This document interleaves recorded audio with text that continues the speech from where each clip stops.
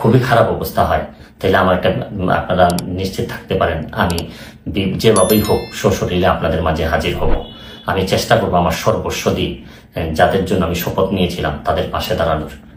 আসসালামু আলাইকুম বন্ধুরা, বন্যার কারণে আবারও ভিডিও বার্তা দিয়েছেন ব্যারিস্টার সাইদুল হক সুমন। তিনি জানিয়েছেন যে ফেনী, কুমিল্লা, হবিগঞ্জ সহ যে দেশের বিভিন্ন এলাকা বন্যায় প্লাবিত হয়েছে সেই সব এলাকার মানুষ খুবই অনাহারে কষ্টে দিন যাপন করছে। বিত্তবানদের কাছে তিনি অনুরোধ জানিয়েছেন যেন তারা এই বন্যার মাঝে সাধারণ মানুষের পাশে দাঁড়ায়। এছাড়াও ডক্টর ইউনূসের কাছে তিনি দাবি জানিয়েছেন ডক্টর ইউনূস যেন বিশেষভাবে এই সব মানুষের পাশে দাঁড়ায়, এমনটাই তিনি প্রত্যাশা করেছেন।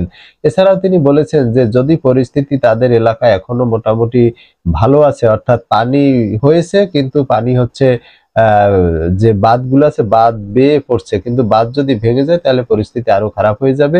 যদি এর চেয়েও বেশি পরিস্থিতি খারাপ হয় অবশ্যই এলাকার মানুষের স্বার্থে তিনি আবারও তার সশরীর এলাকায় হাজির হবেন। তো বন্ধুরা, এছাড়াও ব্যারিস্টার সুমন যে কথাগুলো বলেছেন চলুন আমরা তার মুখ থেকেই শুনে আসি। সোশ্যাল মিডিয়ার মাধ্যমে যেভাবে দেখলাম যে এত পানি, বিশেষ করে আমি আমাদের এলাকায় দেখলাম যে 93 সালের পরে হবিগঞ্জে এত পানি খোয়াই নদীর উপরে কখনো হয়নি। কারণ একটা ভারত থেকে একটা ড্যাম এটা ছেড়ে দেওয়ার কারণে পানি আর কোনোভাবে কুলায় উঠতে পারতেছে না আমাদের নদী। এইদিকে আবার আমাদের দেখলাম যে ফেনীতে তো মানে শুধু বাড়ির ভিতরে ঢুকছে তা না, বাড়ির চালের উপর দিয়ে পানি যাচ্ছে। এরকম কুমিল্লা, বিভিন্ন দেশের বিভিন্ন জায়গায় যেভাবে বন্যায় আক্রমণ করছে। আমি যেহেতু বন্যা নিয়ে কাজ করছি, আমার কাছে মনে হয়েছে যে এই বন্যার সময় আমার একটা অধিকার আছে যে আপনাদের সবাইকে একটা আহ্বান করার যে যে যে এলাকায় কৃতি সন্তান আছেন তারা নিজেরা একটু ঝাঁপিয়ে পড়েন মানুষের। কারণ দূর থেকে বন্যা বলতে আমরা পানি দেখি, কিন্তু আপনি যদি কাছে যান প্রতিটা পরিবার যে কি পরিমাণ কষ্ট হয় কাছে গেলে বুঝতে পারবেন যে মানুষের কষ্ট। আমরা তো এমনি শুধু থই থই পানি দেখি, কিন্তু ভিতরে গেলে বোঝা যায় মানুষের খাবারের অভাব হয়, মানুষের পয় নিষ্কাশন ব্যবস্থার অভাব হয়, মানুষের স্যালাইন লাগে। সামান্য একটা স্যালাইন নিয়ে যেতে পারলেও অনেক বড় উপকার হয়। আমি বিশেষ করে প্রধান উপদেষ্টা মহোদয় ডক্টর মোহাম্মদ ইউনূস সাহেবকে অনুরোধ করব যে সারা দেশে ওনার তো তৃণমূলে কাজ করার অভিজ্ঞতা আছে, উনি যদি একটু ব্যবস্থা নেন মানুষ অনেক বেশি শান্তি পাবে। কারণ আমি আরেকটা জিনিস, আমি আমার এলাকায় নিজের হবিগঞ্জের যারা যারা আছেন, যারা আমাকে আমার আত্মীয় স্বজন যারা ফলোয়ার আছেন তাদেরকে বলবো যে আপনারা যেভাবে পারেন আমাদের এলাকার অন্তত এলাকার মানুষগুলারে সেভ করার চেষ্টা করেন। আমার পক্ষ থেকে আমি যেভাবে পারি কিছু না কিছু সহযোগিতা করার চেষ্টা করব।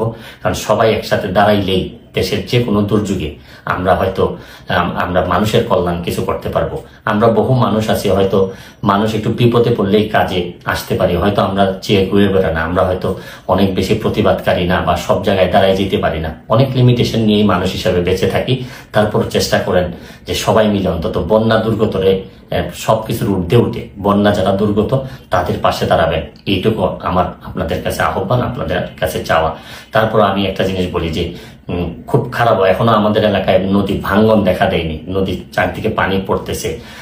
যদি ভাঙ্গন দেখা দেয় খুবই খারাপ অবস্থা হয়, তাহলে আমার একটা আপনারা নিশ্চিত থাকতে পারেন আমি যেভাবেই হোক সশরীরে আপনাদের মাঝে হাজির হব। আমি চেষ্টা করবো আমার সর্বস্ব দিয়ে যাদের জন্য আমি শপথ নিয়েছিলাম তাদের পাশে দাঁড়ানোর। ভালো থাকবেন, সুস্থ থাকবেন। তো বন্ধুরা, আমরা ব্যারিস্টার সুমনের বক্তব্য শুনলাম। ব্যারিস্টার সুমন লাস্টে বলেছেন যে তিনি যদি পরিস্থিতি বেশি খারাপ হয় অবশ্যই সশরীরে তিনি এই সাধারণ মানুষের পাশে এসে হাজির হবে তাদের সেবা করার জন্য, যেহেতু তিনি বিগত দিনেও বিভিন্ন বন্যায়ত্ত মানুষের পাশে ছিলেন।